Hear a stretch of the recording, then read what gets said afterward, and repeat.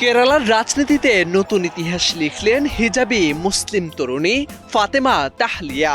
বান্দের অন্যতম শক্ত ঘাঁটি হিসেবে পরিচিত পেরাম্ব্রা বিধানসভা কেন্দ্রে জয় পেয়েছেন ইন্ডিয়ান ইউনিয়ন মুসলিম লীগের ফাতেমা তাহলিয়া। মাত্র ৩৪ বছর বয়সী এই তরুণী ইন্ডিয়ান ইউনিয়ন মুসলিম লীগের প্রার্থী হিসেবে প্রতিদ্বন্দ্বিতা করে পরাজিত করেছেন সিপিআই এর প্রবীণ নেতা রামকৃষ্ণকে। মোট ৬৩,৯৯৯ ভোট পেয়ে ৪,৭০০ ভোটের ব্যবধানে জয় নিশ্চিত করেছেন তাহলিয়া। এ জয়ের মধ্য দিয়ে তিনি মুসলিম লীগের ইতিহাসে প্রথম নারী বিধায়ক হিসেবে জায়গা করে নিয়েছেন। ইন্ডিয়ার মাটিতে মুসলিম নারী হিসেবে এটি সাধারণ কোনো রাজনৈতিক জয় হিসেবে দেখছে না দলটি। ভবিষ্যতে মুসলিমদের জন্য বড় বার্তার পাশাপাশি অন্যতম ইতিহাস হিসেবেও দেখা হচ্ছে এটিকে।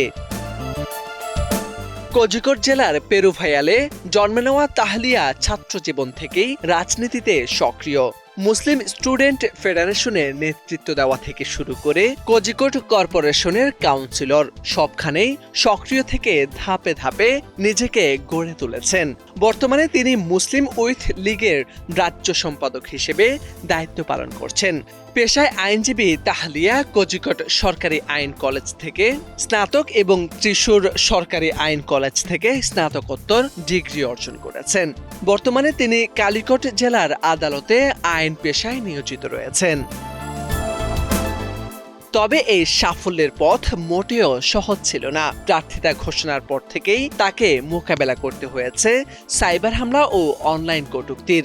বিশেষ করে হিজাব পরিহিত মুসলিম নারী হিসেবে তার ক্ষমতা নিয়ে প্রশ্ন তোলা হয়, কিন্তু সব সমালোচনা উপেক্ষা করে লড়াই চালিয়ে যান তিনি, আর শেষ পর্যন্ত জয় তুলে নেন নিজের ঝুলিতে।